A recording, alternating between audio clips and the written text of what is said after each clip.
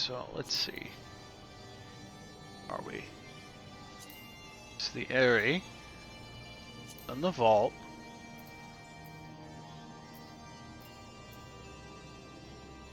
Now we're heading off.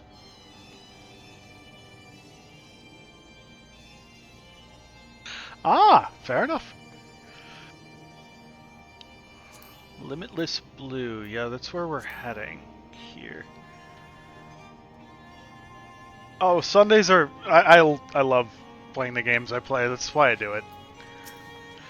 Sundays are fun.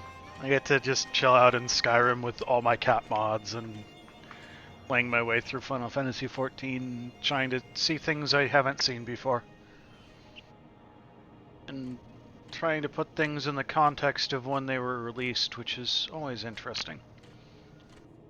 Oh, clouds part and let light shine brilliant. Sun upon Lonavano.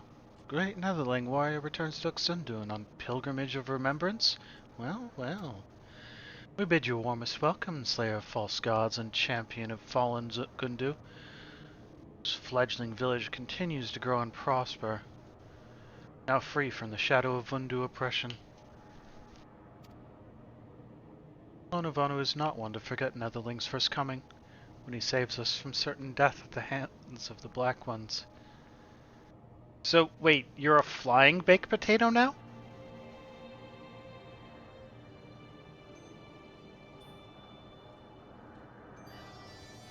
Okay. Distant memory though it is. Well, now I know something I need to draw. Yes, his many deeds are the stuff of legends. We shall remember the stories in the hero's name, Archon Shade, for they are worthy of celebration now and ever after. An earnest, good-natured people, they'd borne witness to the rage of their beloved god's twisted manifestation, and proclaimed it to be false. By the grace of kind travelers were they duly delivered from its wrath, the mad god's death signaling the birth of a new hero. Gridania? Doing in Gridania? Amy, you can't keep coming up and down. You need to make choices.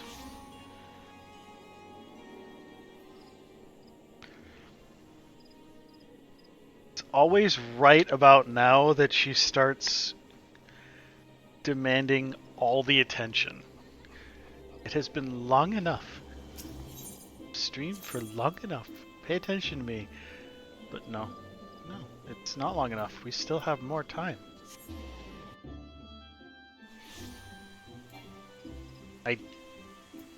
Yes, come on. Up. Up, East. Don't. I'm sitting back away from my desk to give you room to make the jump.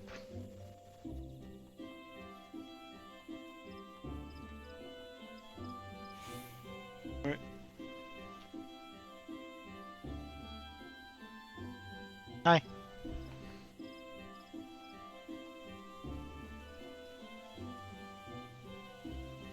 Thank you for the headbutt. Well met, Archon. What brings you here this night? Oh, this is recovering Y'shtola. Okay. Indeed. Well, it seems an age. It was not all that long ago that we rescued Y'shtola from the live stream. How quickly we begin to forget those memories most precious to us.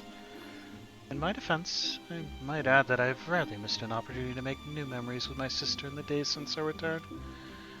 Conversations are largely on matters of scientific and professional concern. Ancient elegant technologies, primals, Alcians, and so forth. She has an insatiable thirst for knowledge, as you know. Yet while I understand her desire not to burden those around her with their troubles, to carry on as she did before, I worry that her willingness to manipulate her own weather to compensate for the loss of her sight may have dire repercussions. Wait, what?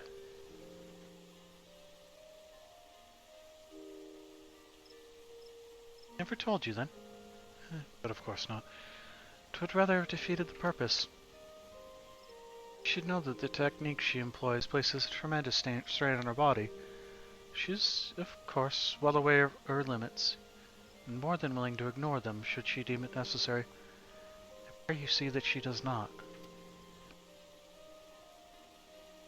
Regrettably, she is wont to ignore my advice when it does not suit her. Yet, given your shared experiences, mayhap she will be more willing to hear your warnings. Sister was under no illusions as to the dangers of the life she had chosen. Should the worst come to worst, Y'shtola would do what needed to be done, pay any price, make any sacrifice, and that without hesitation. She was a woman of conviction, deserving of respect and admiration. No small amount of worry. Wait, what?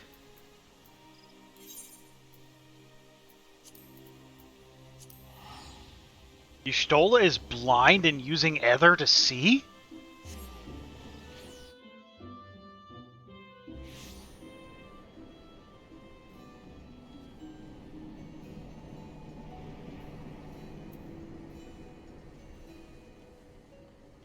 I don't think that's brought up anywhere else. Unless you make something of her eyes when she comes. That explains so much.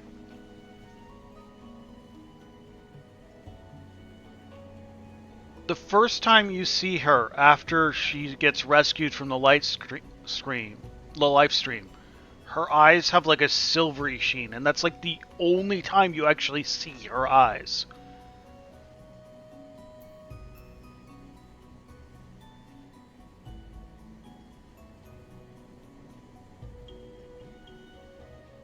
Her massive teleportation rescue blinded her, and she went, no. Shh. Why must governing Great Krabi Nation be so difficult? Like herding quarrels, stupid quarrels with much differing opinions on glorious nation's future direction. Hey.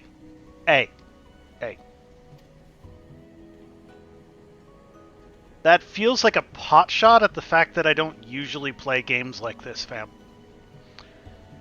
Yes. Slowfuck knows his Getlaning emotions run wild. Uplander is a welcome voice of reason. Not like when Uplanders first returned to Idleshire, yes? So much venom in that one's tongue slips, calling Gobbly Flock thieves, but Slowfix saw a way to mutual understanding. Citizenship in society, first step in strengthening communal ties, gives all vested interest in continued prosperity of egalitarian utopia.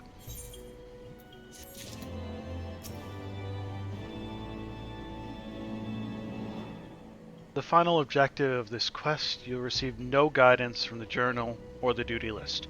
You will need to read the text carefully and decipher the clues to determine your next course of action.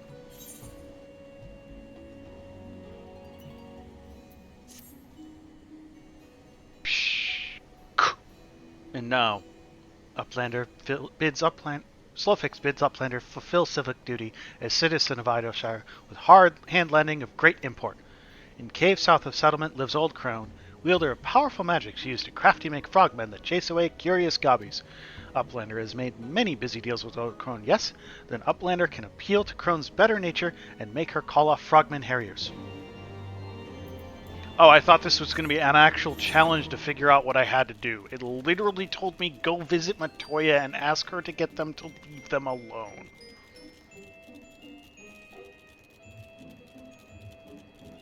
Also, the quest text says speak with Miqo'te. Has this quest been changed?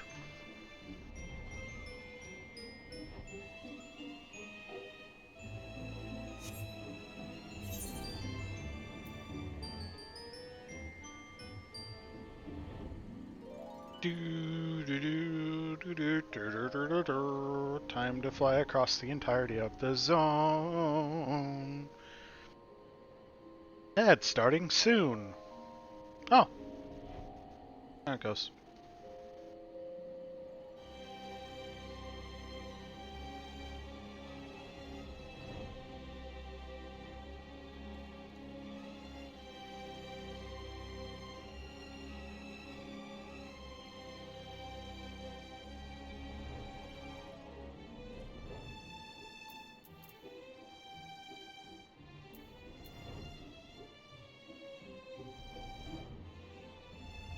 You receive no help.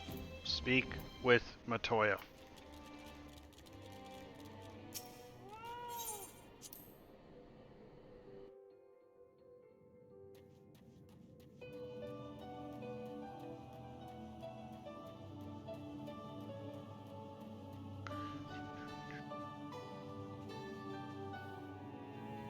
I love Miqo'te's theme. Okay, Miqo'te, what's up?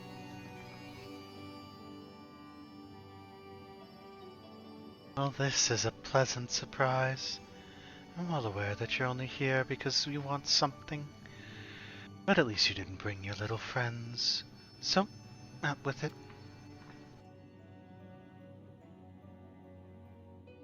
That what the goblins told you?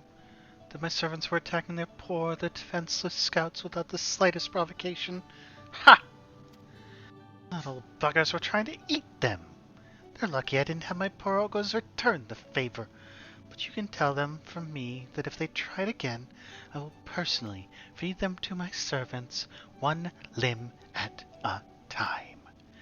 I do hope you didn't come all this way just to play errand boy for those dirty little scroungers.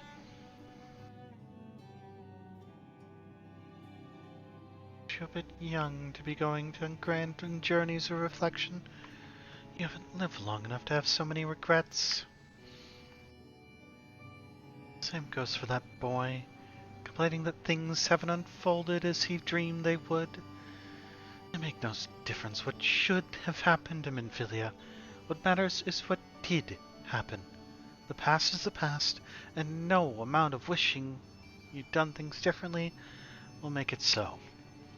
You make your choices, and you do what needs to be done. That's it. That's the attitude you came here with the first time, when you've wanted to find a way to get to Azizla, and you would do well to remember it. Right then, I think you've wasted quite enough of my time. It's bad enough that I have to suffer Y'shtola's unannounced visits. I don't need you making a habit of it too. She was the sum of everything that had come before. Triumphs, failures, all essential, all indispensable. Things unfolded differently, so too would she. What use then to mourn the woman who never was? It was only this time, this place, this choice.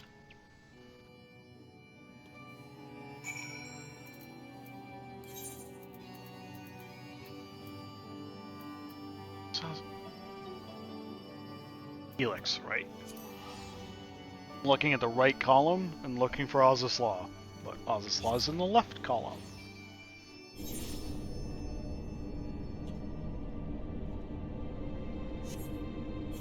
Okay, so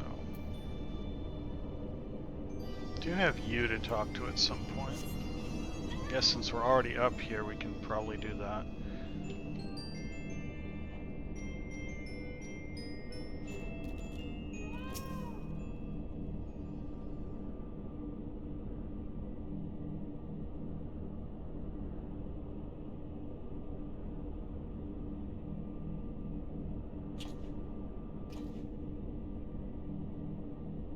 Spy something on the ground at the landing's edge.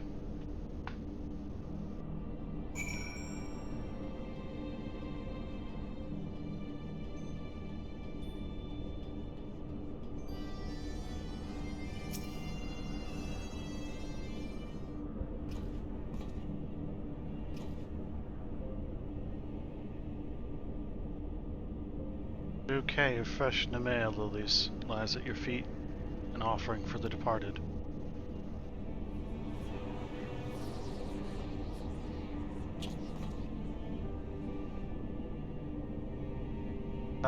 Thousand fires blossomed around her as she fell towards the battleship. Crimson star shower amidst the impassive clouds.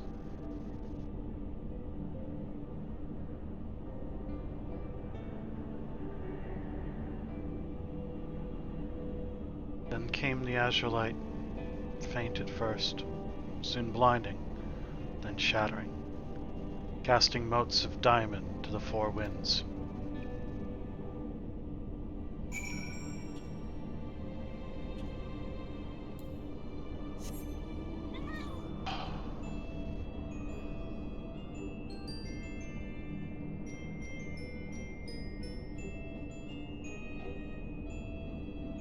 Okay, team up.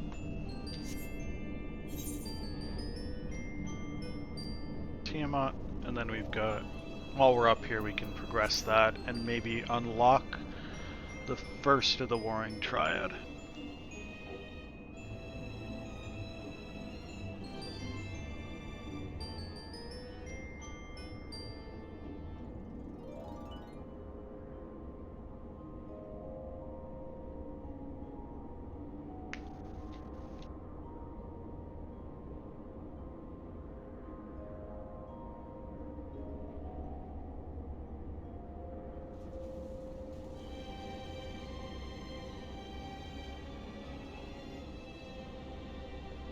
Hello, Tiamat.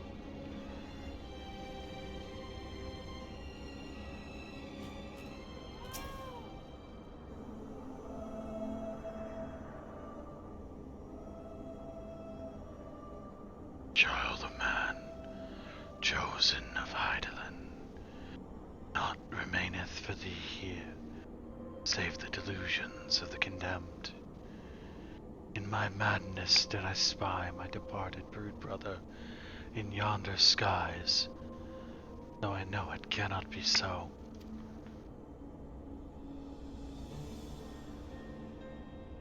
Sayest thou, my senses are yet my own?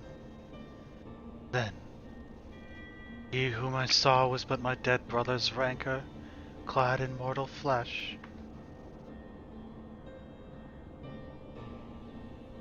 And thou didst deliver him unto death's cold embrace. I bear thee no ill will, child. 'Tis beyond me. All my hatreds are bound up in moments ephemeral and eternal. My beloved's passing and his resurrection. I am no better than Nidhogg, consumed by love, twisted by rage. I too sought vengeance without end.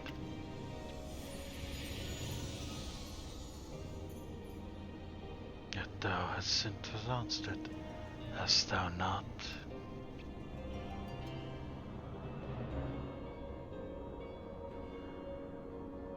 Through millennia have I watched as time did that which I could not.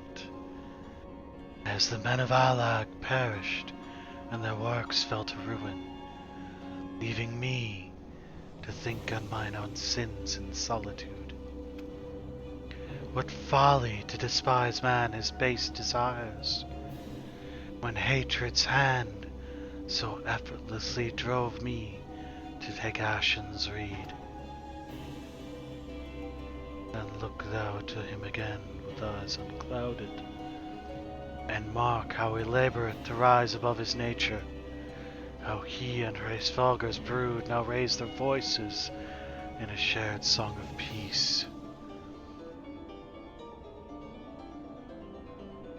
'Tis my dearest hope that it shall prove the founding stone for bulwark against the dark.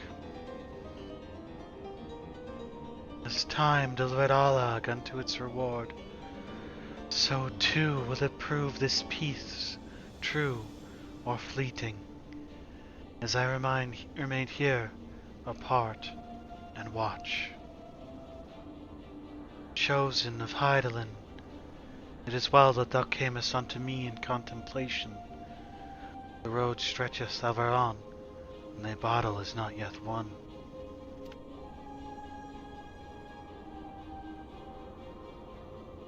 Perhaps there was hope for them.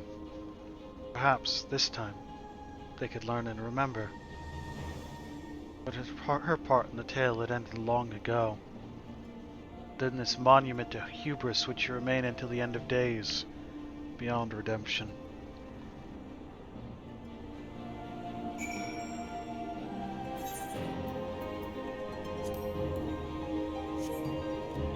And we are heading to the Etherochemical Research Facility, which means we are probably very, very close to the end of this questline.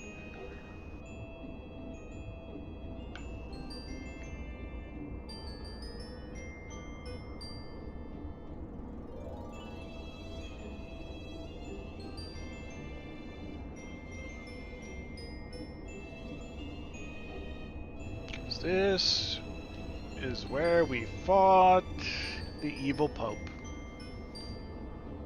That's what I call him, because that's what he is.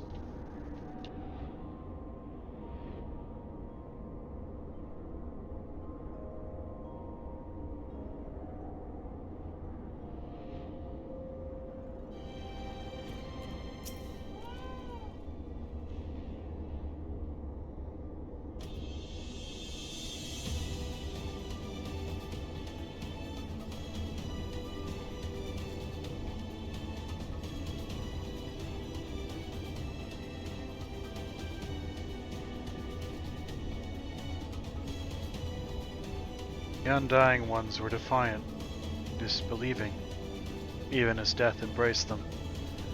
Then the Knights too succumbed, loyal to the last, to a cause long lost. His body growing light, the Archbishop looked upon the arbiter of his fate, and knew not what he saw. Then it was over. Naught remained save the eyes. Thinking to bear them away from the covetous hands of men, Justinian took the cursed baubles in his own, and was duly bent to their will, if only for a time. At a friend's behest had they embarked upon their journey, and so, after their triumphant homecoming and all the pomp and circumstance, there was but one way it could end.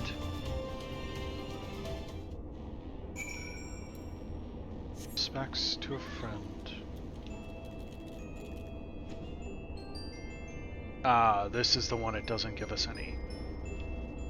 Well, it gives us a little bit of a hint.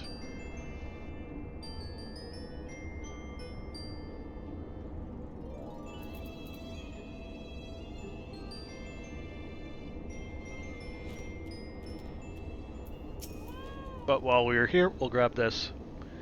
This is the place where we have let.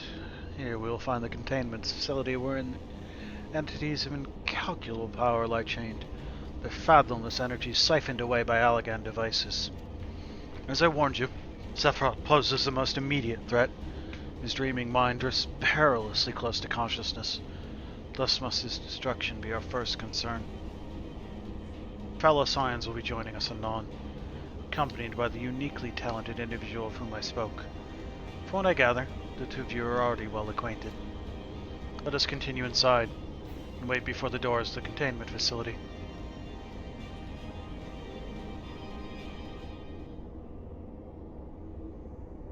Oh, we're gonna take a little bit more story, apparently. Okay.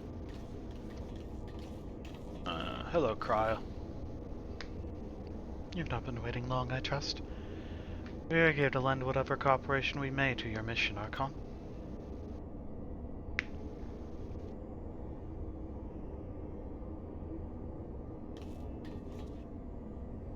It's an honor to meet you at last. As I know only one other Miqo'te Scion, you must be Archon Y'shtola. Meaning your diminutive companion is Mistress Cryle of the students of Baldesion, correct? Diminutive? Perhaps it's been a mistake. I assumed it was for my knowledge, not my stature, that you requested my assistance. The mistake is mine. My apologies if I've given offense. Maybe it would be best if we proceeded directly to the matter of our objectives. Your adversary is the Icon Sephiroth of the Warring Triad, otherwise known by the historians of Allag as the Fiend. He was once the patron deity to a tribe of tree-like beings native to Mericidia, but was subdued by the Allagan Empire after a lengthy war of attrition. After his defeat, he was imprisoned for use as a source of power. Even now, Sephiroth is neither truly living nor dead, his mind bound in a dream while his body's energy is harnessed by Allagan technologies. The explanation for his failure to dissipate into other lies in his restraints. These ingenious devices serve not only to bind him, but to continuously regenerate his corporeal form. Meaning it will be all but impossible to banish him while said restraints are in place, yes? Remove them, however, and we risk allowing an unfathomably powerful, and doubtless vengeful, Icon to run rampant. As soon as we have no choice but divide our forces, One team must locate the controls to Sephiroth's shackles and disable them, while the other stands ready to destroy him at the moment of his awakening. A most succinct assessment, Mr. Scryle. While I was aware that the Echo provided you with uncanny insight, I did not expect you to intuit the core of my strategy quite so swiftly. Kinda obvious with like 2 brain cells to rub together, buddy. If only my gift offered such detailed analysis. Which is to say it doesn't. I merely took it upon myself to learn as much about the Triad's imprisonment as I could before coming here. It will be Archon and I, after all, who enter the Icon's den. Indeed, given the nature of our adversary, none save those under the aegis of the Echo should be permitted to enter the containment facility. The risk of primal influence is too great. Well, that's that settled then. I will disable their strengths, and Archon, as gifted adventurer friends, will welcome Sephiroth back into the waking world. Better that than the other way around, I'd say, considering our respective fields of expertise, and of course my diminutive stature. Right, it's time I had a little chat with the doorkeeper over there.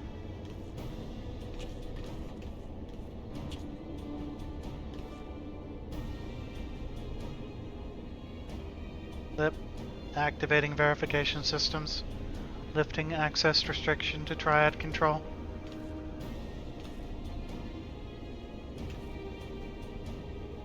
I had no idea the Valdesian curriculum was so comprehensive.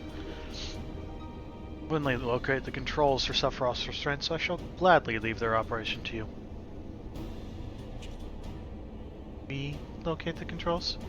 Perhaps my words were unclear. Only those blessed with the Echo may enter the facility. Their concern for my sanity is touching, but unnecessary. Suffice it to say, I am in no danger of falling under the Icon's sway. Blip, bloop, warning. Verification system detect multiple unauthorized vessels entering restricted airspace. Security systems engaging intruders. Guardians. Come, Oranger, we must keep the Imperials occupied.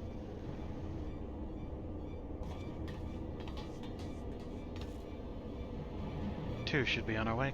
Gods, I would be lying if I said I wasn't slightly terrified. But I can't very well leave every deadly task to you, Science. According to histories, Sephiroth was immense in both size and strength, mighty enough to rout even the implacable armies of the Allagans, and that more than once. To cut a long story short, we have to get this right. I shall do my best not to wake the Icon up too much. As my grandfather always used to say of certain little monsters, get them up and get them moving while their brains are still abed. Was he talking about you? I feel like he was talking about you. As the first of the Warring Triads unlocked, we will be doing that at a later date, though.